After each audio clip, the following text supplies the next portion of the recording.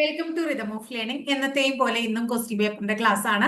അപ്പൊ എല്ലാ കുട്ടികൾക്കും ക്വസ്റ്റ്യൻ പേപ്പറിന്റെ PDF വേണമെന്നാ പറയണേ. ആയിക്കോട്ടെ, ടീച്ചർ ടെലഗ്രാം ചാനലില് ഇന്ന് വരെയുള്ള 8 ക്വസ്റ്റ്യൻ പേപ്പറിന്റെ PDF അപ്ലോഡ് ചെയ്യാം കേട്ടോ. അപ്പൊ അത് കണ്ടു നോക്കിക്കോളൂ നിങ്ങള്. അപ്പൊ ആ ഒരു പ്രശ്നം തീർന്നില്ലേ, ക്വസ്റ്റ്യൻ പേപ്പറിന്റെ പ്രശ്നം. എനിക്ക് ക്വസ്റ്റ്യൻ പേപ്പർ ആൻസർ ചെയ്യുമ്പോൾ എനിക്ക് വളരെയധികം സന്തോഷമാണ്. കാരണം നമ്മള് ഇതുവരെയുള്ള ഹോട്ട് ടോപ്പിക്സിന്റെ ക്ലാസ്സിൽ പഠിച്ചിട്ടുള്ളതും അതുപോലെ തന്നെ ഞാൻ 100 ഡേയ്സിന്റെ ക്ലാസ് എന്റെ അറ്റൻഡ് ചെയ്തിട്ടുള്ള കുട്ടികൾക്ക് എല്ലാവർക്കും മനസ്സിലാവും ടീച്ചർ എടുത്തിട്ടുള്ള സിലബസ് കവർ ചെയ്തിട്ടുള്ളതാണ്. അപ്പൊ അതിൽ നിന്ന് വന്നിട്ടുള്ളത് തന്നെയാണ് ഇതിൽ, വേറെ പുറമേ നിന്നുള്ളത് ഒന്നും വന്നിട്ടില്ല എന്നുള്ളത് സന്തോഷമുണ്ട്. ഹോട്ട് ടോപ്പിക്സിന്റെ കാര്യമായാലും എനിക്ക് സന്തോഷമാണ്. കാരണം ഹോട്ട് ടോപ്പിക്സും ക്വസ്റ്റ്യൻ പേപ്പറും രണ്ടും കൂടെ ഒന്നിച്ചു കൊണ്ടുപോകുമ്പോൾ ക്വസ്റ്റ്യൻ പേപ്പറുകളിൽ നിന്ന് തന്നെ ഇപ്പൊ 8ാമത്തെ ക്വസ്റ്റ്യൻ പേപ്പർ ആണ്. ഈ 7 ക്വസ്റ്റ്യൻ പേപ്പറിൽ പഠിച്ച പല കാര്യങ്ങളും റിപ്പീറ്റേഷൻ വരുന്നുണ്ട്, പ്ലസ് നമ്മുടെ ഹോട്ട് ടോപ്പിക്സിൽ നിന്നും. അപ്പൊ നിങ്ങൾക്ക് കുറച്ചും കൂടി ഒരു കോൺഫിഡൻസ് കിട്ടണില്ലേ മക്കളെ? അപ്പൊ ജൂലൈ 18 നമ്മുടെ ദിവസം, മറക്കരുത്. അപ്പൊ അതിന് വേണ്ടിയിട്ടുള്ള പരിശ്രമം തുടങ്ങിക്കോളുക കേട്ടോ. അപ്പൊ നന്നായിട്ട് ഒന്നും നെഗറ്റീവ് ആയിട്ടുള്ള ചിന്തകളോ ഒന്നും വേണ്ട. നമ്മൾ നേടും എന്നുള്ള വിചാരത്തോടു കൂടി തന്നെ നമ്മള് മുന്നോട്ട് പോവുക, അല്ലാണ്ട് വേറൊന്നും പറയാനില്ല ടീച്ചർക്ക്, കേട്ടോ.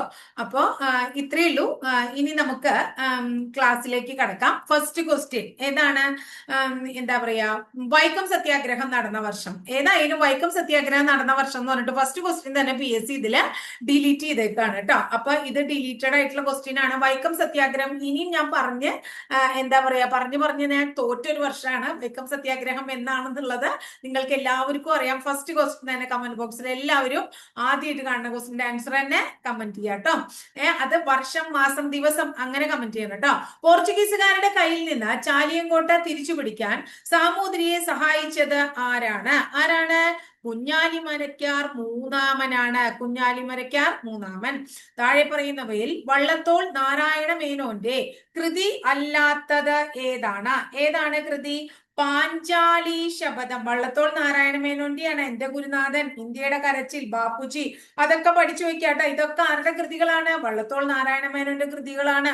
അടുത്ത് നോക്കൂ, റിസർവ് ബാങ്ക് ഓഫ് ഇന്ത്യ എവിടെയാണ് അതിന്റെ ആസ്ഥാനം? മുംബൈയിലാണ് അല്ലെ? റിസർവ് ബാങ്ക് ഓഫ് ഇന്ത്യയുടെ ആസ്ഥാനം മുംബൈയിലാണ്. നമ്മൾ കേട്ടിട്ടുണ്ട് 1926 ഹിൽട്ടൺ യങ് കമ്മീഷന്റെ എന്താ പറയുന്നത് നിർദ്ദേശപ്രകാരം നിലവിൽ വന്നതാണ് ഏത്? Reserve bank of India. Reserve bank of India 1934 reserve bank of India act. പക്ഷെ അതിന്റെ പ്രവർത്തനം ആരംഭിച്ചത് 1935 ഏപ്രിൽ മാസം 1-ാം തീയതി തൊട്ടാണ് അതിന്റെ പ്രവർത്തനം ആരംഭിച്ചത് എന്ന് നമ്മൾ കേട്ടിട്ടുണ്ട്. ബാങ്കുകളുടെ ബാങ്ക് അല്ലെ, ഇന്ത്യയുടെ കേന്ദ്ര ബാങ്ക് എന്നൊക്കെ അറിയപ്പെടുന്നത് ഏതാണ്? നമ്മുടെ റിസർവ് ബാങ്ക് ആണ് അല്ലെ. അടുത്ത ചോദ്യം എന്താണ്? താഴെ പറയുന്നവയിൽ രാഷ്ട്രത്തിന്റെ നിർബന്ധിതമായ ചുമതല എന്താണ്? രാഷ്ട്രത്തിന്റെ നിർബന്ധിതമായ ചുമതല എന്താണ്? അവകാശങ്ങൾ സംരക്ഷിക്കുക എന്നുള്ളത് നിർബന്ധിത ചുമതലയിൽ പെടുന്നത് ഏതാണ്? അവകാശങ്ങളുടെ സംരക്ഷണമാണ്. അത് മനസ്സിലാക്കി വെച്ചോളൂ. അവകാശ സംരക്ഷണമാണ് നിർബന്ധിത ചുമതല. സതി എന്ന ശ്രദ്ധേയമായ ചിത്രം താഴെ പറയുന്നവയിൽ ആരുമായി ബന്ധപ്പെട്ടിരിക്കുന്നു? ആരുടെ ചിത്രമാണ്? നന്ദലാൽ ബോസിന്റെയാണ്. അടുത്തത്, തിരുവിതാംകൂർ മുസ്ലിം മഹാജനസഭ ആര് സ്ഥാപിച്ചു? പഠിച്ചിട്ടില്ലേ? വക്കം അബ്ദുൽ ഖാദർ മൗലവി. മലയാളത്തിലെ ആദ്യത്തെ വ്യാകരണ ഗ്രന്ഥം തയ്യാറാക്കിയത് ആരാണ്? മലയാളത്തിലെ ആദ്യ വ്യാകരണ ഗ്രന്ഥം തയ്യാറാക്കിയത് ആരാണ്? ഡോക്ടർ ആഞ്ചലോസ് ഫ്രാൻസിസ് ആണ്. Doctor Angelos Francis. ഇന്ത്യയിൽ അനുഭവപ്പെടുന്ന ഒരു പ്രാദേശിക വാദത്തിന്റെ പേരാണ് ലൂ എന്ന് പറയുന്നത്. ഏതാണ് ലൂ എന്നത്? മാരകമായ നിപ്പ കാരണമായത് ഏതാണ്? വൈറസ് ആണ്. ഇന്ത്യയുടെ അതിർത്തി ശരിയായി ക്രമപ്പെടുത്താനാണ് അടുത്തത് പറയുന്നത് അല്ലെ. കിഴക്ക് ഏതാണ്? ഇന്ത്യയുടെ കിഴക്ക് ബംഗാൾ ഉൾക്കടൽ. ഇന്ത്യയുടെ കിഴക്ക് ബംഗാൾ ഉൾക്കടൽ. അടുത്തത് എന്താ ചോദിച്ചേ? പടിഞ്ഞാറ് എന്താണ്? പടിഞ്ഞാറ് ഭാഗത്ത് അറബിക്കടൽ. അടുത്തത് ഏതാണ്? തെക്ക് ഭാഗത്ത് എന്താണ്? തെക്ക് ഭാഗത്ത് ഇന്ത്യൻ മഹാസമുദ്രം. തെക്ക് ഭാഗത്ത് ഏതാണ്? ഇന്ത്യൻ മഹാസമുദ്രം. വടക്ക് ഭാഗത്ത് എന്താണ്? ഹിമാലയ പർവ്വതം. വടക്ക് ഭാഗത്ത് എന്താണ്? ഹിമാലയ പർവ്വതം. ഇനി ഇന്ത്യയുടെ ഭക്ഷ്യ കലവറ എന്നറിയപ്പെടുന്നത് ഏതാണ്? സമതല സമതലങ്ങളെ ഇന്ത്യയുടെ ഭക്ഷ്യക്കലവറ എന്ന് വിളിക്കുന്നു. ഇന്ത്യയിലെ ഏറ്റവും വലിയ പീഠഭൂമി ഏതാണ്? ഡക്കാൻ പീഠഭൂമിയാണ്. ഇന്ത്യയിലെ ഏറ്റവും വലിയ കൽക്കരി പാടം ഏതാണ്? ജാറിയയാണ്. താഴെ കൊടുത്തിരിക്കുന്നവയിൽ നിന്നും പുനഃസ്ഥാപന ശേഷിയുള്ളതും ചെലവ് കുറഞ്ഞതും പരിസ്ഥിതിയിൽ ഉണ്ടാകാത്തതുമായ ഊർജ സ്രോതസ്സുകൾ ഏതാണ്? ഏതൊക്കെയാണ്? ഒന്ന് ഏതാണ്? വേലിയോർജം ട്ടോ. വേലി ഏറ്റവും വേലിയേർക്കും വേലിയോർജം. അടുത്തത് എന്താണ്? ജൈവവാതകം. അടുത്തത് എന്താണ്? സൗരോർജം. അപ്പൊ നമ്മള് പുനഃസ്ഥാപിക്കാൻ കഴിയുന്ന ഊർജ സ്രോതസ്സുകളെ പുനഃസ്ഥാപിക്കാൻ കഴിയാത്തതെന്ന് പറഞ്ഞിട്ട് പരീക്ഷയ്ക്ക് എപ്പോഴും ചോദിക്കാറുണ്ട്. അത് നമ്മൾ അടുത്ത തന്നെ ഹോട്ട് ടോപ്പിക്സിൽ അത് ഉൾപ്പെടുത്താം കേട്ടോ, അറിയാത്ത കുട്ടികൾക്ക് വേണ്ടിയിട്ട്. അടുത്തത് നോക്കിയേ, അതായത് താഴെ തന്നിരിക്കുന്നവയിൽ ഖാരിഫ് വിള അല്ലാത്തത് ഏതാന്നാ പറയണേ. ഖാരിഫ് വിള അല്ലാത്തത് ഏതെന്ന് ചോദിച്ചു കഴിഞ്ഞാൽ ഗോതമ്പ് റാബി വിളയാണ്. അതുപോലെ തന്നെ കടുക് റാബി വിളയാണ്. പിന്നെ നാല് പുകയില. അതുപോലെ തന്നെ ഏതാണ്? പഴവർഗ്ഗങ്ങൾ. അപ്പോ പഴവർഗ്ഗങ്ങളൊക്കെ ഇതിലെ പെടാം, സയ്യിദിലെ പെടാം. അപ്പൊ ഖാരിഫ് വിള ഏതൊക്കെയാണ്? നെല്ല് ഖാരിഫ് വിളയാണ്, ചോളം ഖാരിഫ് വിളയാണ്, പരുത്തി ഖാരിഫ് വിളയാണ്, ചണം ഖാരിഫ് വിളയാണ്, കരിമ്പ് ഖാരിഫ് വിളയാണ്, നിലക്കടല ഖാരിഫ് വിളയാണ്. ക്ലിയർ ആയോ മക്കളെ? ഇനി യൂണിവേഴ്സൽ ഫൈബർ എന്ന് വിളിക്കുന്നത് ഏതിനെയാ? പരുത്തിനെയാ യൂണിവേഴ്സൽ ഫൈബർ എന്ന് വിളിക്കണേ അല്ലെ. അടുത്തത് കരിമ്പ് കൃഷിയുമായി ബന്ധമില്ലാത്ത പ്രസ്താവന എന്താണ്? കരിമ്പ് കൃഷിയുമായി ബന്ധമില്ലാത്ത പ്രസ്താവന ഏതാണ്? കരിമ്പ് ഉൽപാദനത്തിൽ ഇന്ത്യക്ക് 1-ാം സ്ഥാനമാണ് എന്നുള്ളത് തെറ്റായ പ്രസ്താവനയാണ്. കരിമ്പ് ഉൽപാദനത്തിൽ എന്താണ്? ഇന്ത്യക്ക് 1-ാം സ്ഥാനമാണ് എന്നുള്ളതാണ്. കരിമ്പ് ഉൽപാദനത്തിൽ ഇന്ത്യയുടെ സ്ഥാനം 2-ാം സ്ഥാനമാണ്. 1-ാം സ്ഥാനത്തുള്ളത് ആരാണ്? ബ്രസീലാണ്. ബാക്കിയൊക്കെ ശരിയാണ്. ഉഷ്ണമേഖല വിളയായ കരിമ്പ് ചൂടും മഴയുമുള്ള കാലാവസ്ഥയിലാണ് വേണ്ടത്. കറുത്ത മണ്ണ്, എക്കൽ മണ്ണ് തുടങ്ങിയ മണ്ണിനങ്ങൾ കരിമ്പ് കൃഷിക്ക് അനുയോജ്യമാണ്. കരിമ്പ് വിളവെടുത്ത് കഴിഞ്ഞാൽ ഉടൻ തന്നെ ഫാക്ടറിയിൽ എത്തിച്ച് അതിന്റെ നീരെടുത്തില്ലെങ്കിൽ കരിമ്പിലെ സുക്രോസിന്റെ അളവ് കുറയും. ഇതൊക്കെ തന്നെ ക്ലിയർ ആയിട്ടുള്ള കാര്യങ്ങളാണ് കേട്ടോ. ഒക്കെ ശരിയാണ്. സമത്വ സമാജം എന്നും ചോദിക്കുന്ന ചോദ്യമാണ് അല്ലെ. പണ്ഡിറ്റ് കറുപ്പനാണ്. അടുത്ത് നോക്കൂ, ചന്ദ്രയാൻ 3 വിക്ഷേപിച്ചത് എന്നാണ്? 2023 ജൂലൈ 14-നാണ് വിക്ഷേപിച്ചത് അല്ലെ. അടുത്തത് സ്വത്തവകാശ മൗലിക അവകാശങ്ങളുടെ പട്ടികയിൽ നിന്നും നീക്കം ചെയ്ത ഭരണഘടനാ ഭേദഗതി ഏതാണ്? 44-ാം ഭരണഘടനാ ഭേദഗതിയാണ്. മൗലിക കടമകൾ ഇന്ത്യൻ ഭരണഘടനയിൽ ഉൾപ്പെടുത്തിയ ഭരണഘടനാ ഭേദഗതി ഏതാണ്? 42-ാം ഭരണഘടനാ ഭേദഗതിയാണ്.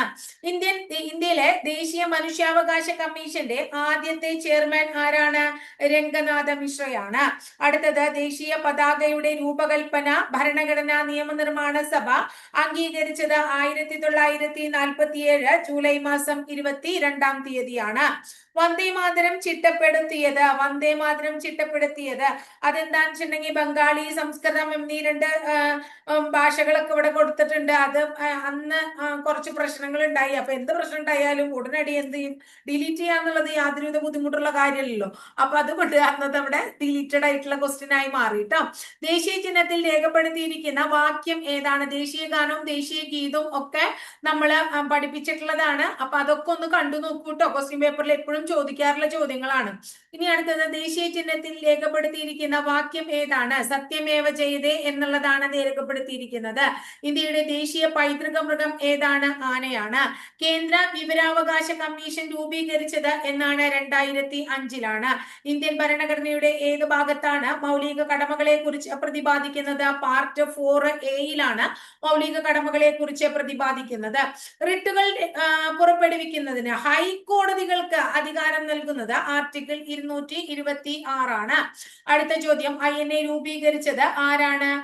സുഭാഷ് ചന്ദ്രബോസ് ആണ്. ഇനി അടുത്തത്, ഇന്ത്യൻ വർത്തമാന പത്രങ്ങളെ നിയന്ത്രിക്കാൻ വേണ്ടി പ്രാദേശിക ഭാഷാ പത്ര നിയമം നടപ്പിലാക്കിയ വ്യക്തി ആരാണ്? ലിട്ടൺ പ്രഭുവാണ്. വിധവകൾക്ക് വിദ്യാഭ്യാസം നൽകുന്നതിനായി പണ്ഡിത രമാബായി ബോംബെയിൽ സ്ഥാപിച്ച സ്ഥാപനം ഏതായിരുന്നു? ശാരദാ സദനാണ്. ഇന്ത്യയുടെ അഭിമാന സ്ഥാപനമായ ISRO രൂപീകരിച്ച വർഷം എന്നാണ്? 1969-ആണ്. ഇന്ത്യൻ ഭരണഘടനാ നിയമനിർമ്മാണ സഭയുടെ അധ്യക്ഷനാരാണ്? ഡോക്ടർ രാജേന്ദ്ര പ്രസാദ് ആണ്. നമ്മുടെ ദേശീയ ഗീതമായ വന്ദേമാതരം എടുത്തിരിക്കുന്നത് എവിടെ നിന്നാണ്? ആനന്ദമഠം. നമ്മൾ പഠിച്ചിട്ടുണ്ട് ആനന്ദമഠം എന്ന ബംഗാളി നോവലിൽ നിന്നാണ് എടുത്തിരിക്കുന്നത് എന്ന് കേട്ടിട്ടുണ്ട് അല്ലെ. അടുത്തത് എന്താണ്? ആരുടെ ജന്മദിനമാണ് നവംബർ 11 ദേശീയ വിദ്യാഭ്യാസ ദിനമായി ആചരിക്കുന്നത്? ആരുടെ ജന്മദിനമാണ്? മൗലാന അബ്ദുൽ കലാം ആസാദിന്റെ. അടുത്ത, സംസ്ഥാന പുനഃസംഘടനാ കമ്മീഷന്റെ ഭാഗം അല്ലാത്തത് ആരാണ്? വി പി മേനോനാണ്. വി പി മേനോനാണ്. അടുത്ത, ഇന്ത്യയിലെ ദാരിദ്ര്യത്തിന്റെയും പട്ടിണിയുടെയും കാരണങ്ങളായ ചോർച്ചാ സിദ്ധാന്തം ആവിഷ്കരിച്ചത് ആരാണ്? ദാദാബായ് നവറോജിയാണ്. കപ്പലോട്ടിയ തമിഴൻ എന്ന് അറിയപ്പെടുന്നത് വി.ഒ. ചിദംബരം പിള്ളയാണ്. കേരളത്തിലെ ഇതാണ് ഏറ്റവും വലിയ ജില്ല ഏതാണ്? ഇടുക്കി ജില്ലയാണ്. തെറ്റുകരുത്, പാലക്കാടല്ല കേട്ടോ. അടുത്തത്, മികച്ച നടനുള്ള ദേശീയ പുരസ്കാരം നേടിയ ആദ്യ മലയാളി നടൻ ആരാണ്? പി.ജെ. ആന്റണിയാണ്. ഏഷ്യാഡിൽ സ്വർണം നേടിയ ആദ്യ മലയാളി വനിത MD വത്സമ്മയാണ്. പാത്രക്കടവ് വെള്ളച്ചാട്ടം ഏത് നദിയുമായി? പാത്രക്കടവ് ജലവൈദ്യുത പദ്ധതിയൊക്കെ നമ്മൾ പഠിച്ചു നിർത്തലാക്കിയത് അല്ലെ? എന്തുമായി ബന്ധപ്പെട്ടതാണ്? കുന്തിപ്പുഴ. വയനാട് ജില്ലയിൽ സ്ഥിതി ചെയ്യുന്ന ഇടയ്ക്കൽ ഗുഹ ഏത് ശിലായുഗത്തിന്റെ അവശേഷിപ്പുകളാണ്? എന്താ പറയുക, ഏത് കാലഘട്ടത്തിന്റെ അവശേഷിപ്പുകളാണെന്ന് ചോദിച്ചാൽ നവീന ശിലായുഗമാണ്. ഏറ്റവും കൂടുതൽ കണ്ടൽക്കാടുകൾ കാണപ്പെടുന്നത് കണ്ണൂര് ജില്ലയിലാണ്. അടുത്തത്, സൈലന്റ് വാലി ദേശീയോദ്യാനമായി പ്രഖ്യാപിച്ചത് 1984 ബാണാസുര സാഗർ ഡാം വയനാട് ജില്ലയിലാണ്. കേരളത്തിലെ ആദ്യത്തെ കാറ്റാടി ഫാം ഏതാണ്? കഞ്ചിക്കോട് കാറ്റാടി ഫാം ആണ്. കേരളത്തിലെ ഏറ്റവും വലിയ റെയിൽവേ സ്റ്റേഷൻ ഏതാണ്? ഷൊർണൂർ റെയിൽവേ സ്റ്റേഷൻ ആണ്. ബ്രിട്ടീഷ് ഭരണത്തോട് എതിർപ്പ് പ്രകടിപ്പിച്ച് വെണ്ണീജ ഭരണം എന്ന പ്രയോഗത്തിൽ വെണ്ണീജ ഭരണം എന്ന പ്രയോഗത്തിലൂടെ ആ എതിർപ്പ് പ്രകടിപ്പിച്ചത് ആരാണ്? വൈകുണ്ഠ സ്വാമികളാണ്. ഞങ്ങളുടെ കുട്ടികൾക്ക് പഠിക്കാൻ സൗകര്യം നൽകിയില്ലെങ്കിൽ കാണാതായ പാഠങ്ങളിലെല്ലാം പൊടിപ്പുല്ല് കുരിപ്പിക്കും എന്ന ആരുടെ പ്രഖ്യാപനമായിരുന്നു? അയ്യങ്കാളി. സവർണ ജാഥ നയിച്ചത് ഏത് സമരവുമായി ബന്ധപ്പെട്ടാണ്? വൈക്കം സത്യാഗ്രഹവുമായി ബന്ധപ്പെട്ടാണ്. വേദാധികാര നിരൂപണം ആരുടെ കൃതിയാണ്? ചട്ടമ്പി സ്വാമികളുടെ കൃതിയാണ്. അടുത്ത ചോദ്യം, താഴെ തന്നിരിക്കുന്നതിൽ ശ്രീനാരായണ ഗുരുവിന്റേത് അല്ലാത്ത കൃതി ഏതാണ്? ജാതിക്കുമ്മിയാണ്. പണ്ഡിറ്റ് കറുപ്പന്റെയാണ്. പ്രൈമറി വിദ്യാഭ്യാസം സൗജന്യമാക്കി ഉത്തരവ് പുറപ്പെടുവിച്ച തിരുവിതാംകൂർ ഭരണാധികാരി ആരാണ്? റാണി ഗൗരി പാർവതിബായി ആണ്. പഴശ്ശിരാജാവിന്റെ ജീവിതം ഇതിവൃത്തമായ നോവലാണ് കേരള സിംഹം എന്ന് പറയുന്നത് അല്ലെ? കേരള സിംഹം രചിച്ചത് ആരാണ്? സർദാർ KM പണിക്കരാണ്. 1916 മലബാർ ജില്ലാ കോൺഗ്രസിന്റെ ആദ്യ സമ്മേളനം പാലക്കാട് വെച്ച് നടന്നു. ഇത് ആരുടെ അധ്യക്ഷതയിലായിരുന്നു? ആനി ബസന്റിന്റെ. പ്രത്യക്ഷ രക്ഷാ ദൈവസഭ അഥവാ PRDS-ന് നേതൃത്വം നൽകിയത് ആരാണ്? കുമാരഗുരുദേവൻ അഥവാ പൊയ്കയിൽ യോഹന്നാനാണ്. ഇന്ത്യൻ നാഷണൽ കോൺഗ്രസിന്റെ അധ്യക്ഷ പദവിയിലിരുന്ന ഒരേയൊരു മലയാളി C ശങ്കരൻ നായർ അഥവാ ചേറ്റൂർ ശങ്കരൻ നായർ ആണ്. മസ്തിഷ്കത്തെ പൊതിഞ്ഞു സൂക്ഷിക്കുന്ന ആവരണത്തിന്റെ പേര് എന്താണ്? മെനിഞ്ചസ് എന്നാണ്. അടുത്തത്, ഒരു ബാക്ടീരിയ രോഗം അല്ലാത്തത് ഏതാണ്? ഹെപ്പറ്റൈറ്റിസ് ഒരു ബാക്ടീരിയ രോഗം അല്ല. അയഡിന്റെ അഭാവത്തിൽ തൈറോക്സിന്റെ ഉൽപാദനം തടസ്സപ്പെടുന്നു. തൈറോക്സിൻ ഉൽപാദിപ്പിക്കാനുള്ള ഒരു ശ്രമം എന്ന നിലയിൽ തൈറോയ്ഡ് ഗ്രന്ഥി അമിതമായി വളരുന്നു. ഈ അവസ്ഥയ്ക്ക് വിളിക്കുന്ന പേര് എന്താണ്? ഗോയിറ്റർ എന്നാണ്. അടുത്തത്, കൈക്കുഴ, കാൽക്കുഴ എന്നീ ശരീരഭാഗങ്ങളിൽ കാണപ്പെടുന്ന അസ്ഥിഗ്രന്ഥി എന്താണ്? തെന്നി നീങ്ങുന്ന ഗ്രന്ഥിയാണ്. ഇനി കേരളത്തിൽ ശിശുമാതൃ മരണ നിരക്കുകൾ കുറയ്ക്കുന്നതിന്റെ ഭാഗമായി നവജാത ശിശുക്കളിൽ നടത്തിവരുന്ന കോംപ്രിഹെൻസീവ് ന്യൂബോൺ സ്ക്രീനിംഗ് പ്രോഗ്രാം ഏത് പേരിലാണ് അറിയപ്പെടുന്നത്? ശലഭം പദ്ധതി എന്നാണ്. അടുത്തത്, പാരിസ്ഥിതിക ആരോഗ്യ പ്രശ്നങ്ങൾ പ്രതിപാദിക്കുന്ന റീച്ചൽ കേഴ്സന്റെ പുസ്തകം ഏതാണ്? നിശബ്ദ വസന്തം അല്ലെ? നിശബ്ദ വസന്തം. സൈലന്റ് വാലിയിലൂടെ ഒഴുകുന്ന നദിയുടെ പേര് എന്താണ്? കുന്തിപ്പുഴ. കേന്ദ്ര തോട്ടവിള ഗവേഷണ കേന്ദ്രം സ്ഥിതി ചെയ്യുന്നത് എവിടെയാണ്? കാസർഗോഡാണ്. നമ്മൾ മുമ്പ് പറഞ്ഞിട്ടുണ്ട് കിഴങ്ങുവിള എവിടെയാണ്? തിരുവനന്തപുരത്താണ്. ഇനി അടുത്തത് എന്താണ്? 2021 പരിസ്ഥിതി ദിനത്തിന്റെ മുദ്രാവാക്യം എന്താണ്? പരിസ്ഥിതി പുനഃസ്ഥാപനം എന്നുള്ളതാണ്. 2025 ടീച്ചർ പറഞ്ഞു തന്നിട്ടുണ്ടായിരുന്നു. എന്താന്നുള്ളത് കമന്റ് ചെയ്തോളൂ. കറണ്ട് അഫയേഴ്സിൽ ടീച്ചർ പറഞ്ഞു തന്നിട്ടുണ്ട്. അടുത്തത്, ഉപ്പിന്റെ അംശമുള്ള സ്ഥലങ്ങളിൽ കൃഷി ചെയ്യുന്ന അത്യുൽപാദന ശേഷിയുള്ള ഒരു നെല്ലിനത്തിന്റെ പേരെന്താണ്? ഏഴോം എന്നാണ്. അടുത്ത ചോദ്യം, ആറ്റത്തിൽ കാണുന്ന കണങ്ങളുടെ പേരും അവയുടെ ചാർജും തന്നിരിക്കുന്നു. അതിൽ ശരിയായ ജോഡി ഏതാണ്? ഇലക്ട്രോണിന് നെഗറ്റീവ് ചാർജ് ആണ്, അതുപോലെ തന്നെ പ്രോട്ടോണിന് പോസിറ്റീവ് ചാർജ് ആണ്. ഇത് രണ്ടുമാണ് ശരിയായത്. അടുത്ത ചോദ്യം, ഏത് ലോഹത്തിന്റെ അയിരാണ് കലാമിൻ? സിങ്കിന്റെ അയിരാണ് കലാമിൻ. അഷ്ടമ നിയമം എന്താ പറയണ, അഷ്ടമ നിയമം ആവിഷ്കരിച്ചത് ആര് എന്നുള്ളതാണ്. അഷ്ടമം അല്ല, അഷ്ടക നിയമമാണ്, ന്യൂലാൻഡ്സ് ആണ്. ജലത്തിന്റെ ഘടകമൂലകങ്ങൾ ഏതൊക്കെയാണ്? ഹൈഡ്രജനും ഓക്സിജനുമാണ് ജലത്തിന്റെ ഘടകമൂലകങ്ങൾ എന്നറിയപ്പെടുന്നത്. അടുത്തത്, തെർമോപ്ലാസ്റ്റിക്കിന് ഉദാഹരണം ഏതാണ്? PVC ആണ്. അടുത്ത ചോദ്യം, ഇൻക്യുബേറ്ററിൽ മുട്ട വിരിയുന്നത് ഏത് താപ പ്രസരണത്തിനുള്ള ഉദാഹരണമാണ്? വികിരണത്തിനുള്ള ഉദാഹരണമാണ്. സമതല ദർപ്പണത്തിൽ രൂപപ്പെടുന്ന പ്രതിബിംബത്തിന്റെ സവിശേഷത അല്ലാത്തത് ഏതാണ്? ഏതാണ് സവിശേഷത അല്ലാത്തത് എന്ന് ചോദിച്ചു കഴിഞ്ഞിട്ടുണ്ടെങ്കിൽ രണ്ടും മൂന്നും അതിന്റെ സവിശേഷത അല്ല ട്ടോ. സവിശേഷതയല്ലാത്തത് വസ്തുവിന്റെ വലുപ്പം തന്നെയായിരിക്കും പ്രതിബിംബത്തിനും, അത് ശരിയാണ്. വസ്തുവും ദർപ്പണവും തമ്മിലുള്ള അകലവും ദർപ്പണവും പ്രതിബിംബവും തമ്മിലുള്ള അകലവും തുല്യമാണെന്നതും ശരിയാണ്. അപ്പൊ ശരിയായത് പഠിച്ചു വെക്കുക കേട്ടോ. ഇനി 78, ചന്ദ്രന് ഒരു തവണ ഭ്രമണം ചെയ്യാൻ വേണ്ട സമയം എത്രയാണ്? 27 + 1/3 അല്ലെ? എത്ര ദിവസമാണ് ആവശ്യമുള്ളത്? അടുത്തത്, പെൻസിൽ കോമ്പസ് ഘടിപ്പിച്ച വൃത്തം വരയ്ക്കുമ്പോൾ പെൻസിലിന്റെ ചലനം ഏത് തരം ചലനമാണ്? വർത്തുള ചലനമാണ്. ഏറ്റവും കൂടുതൽ ഊർജമുള്ള വെള്ളത്തിന്റെ അവസ്ഥ ഏതാണ്? നീരാവിയാണ്. ഏതാണ്? നീരാവി. അപ്പൊ 80 ക്വസ്റ്റ്യനാ പഠിച്ചത്. ഈ 80 ക്വസ്റ്റ്യനില് നിങ്ങളൊന്ന് ആലോചിച്ച് നോക്കൂ. അതായത് നമ്മളിപ്പോ 8 ക്വസ്റ്റ്യൻ പേപ്പറായി പഠിക്കണം. ഇതിലൊരു 50നേക്കാൾ കൂടുതൽ എങ്ങനെയായാലും നിങ്ങൾക്ക് ആൻസർ ചെയ്യാൻ പറ്റണില്ലേ മക്കളെ? അതായത് നമ്മുടെ ഈ കുറച്ച് ദിവസത്തെ ഹോട്ട് ടോപ്പിക്സും ഈ ക്വസ്റ്റ്യൻ പേപ്പറും പഠിച്ചിട്ട് തന്നെ. അപ്പൊ നിങ്ങൾ മാക്സിമം പഠിച്ച് മുന്നോട്ട് പോവാ. പറ്റുകയാണെങ്കിൽ ആ 100x ക്ലാസ് ഒന്ന് കേട്ടു പോവാനെങ്കിൽ നിങ്ങൾ ശ്രമിക്കുക കേട്ടോ. അപ്പൊ നിങ്ങൾക്ക് അതായത് സമയമില്ലാത്ത കുട്ടികൾ വേണ്ട, ഹോട്ട് ടോപ്പിക്സ് തന്നെ ക്ലിയർ ആയിട്ട് പഠിച്ചു പോവാ. അല്ലാത്ത കുട്ടികൾ, സമയമുള്ള കുട്ടികളാണെങ്കിൽ കേട്ട് പഠിക്കാനെങ്കിലും ശ്രമിക്കുക കേട്ടോ. അപ്പൊ ഇത്രയേ ഉള്ളൂ. അടുത്ത ക്ലാസ്സിലെ മറ്റൊരു ക്വസ്റ്റ്യൻ പേപ്പറുമായിട്ട് നമുക്ക് വീണ്ടും കാണാം കേട്ടോ.